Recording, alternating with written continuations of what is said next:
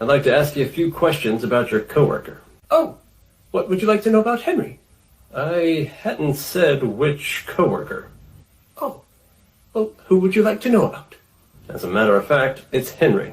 Oh, well, I didn't know him that well. What do you mean, didn't? Oh, I just assumed something horrible had happened to him, like he'd been murdered. Is he all right? No, he's been murdered. Oh, my God! Who could do such a thing to poor Henry? And with a machete? I never said how he was murdered. Oh, how did it happen? With a machete. Oh, my God!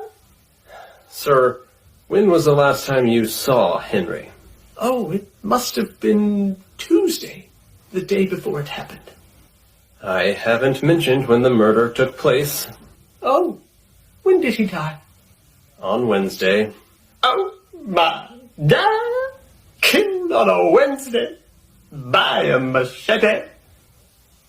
Sir, you must find who did this. Surely the killer left some sort of clue, perhaps in their note.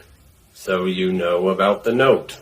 Oh, my God, there's a note. Yes, and the killer signed it. Mitch Turner. Your name. But I never told you my name. Oh, what's your name? Mitch Turner.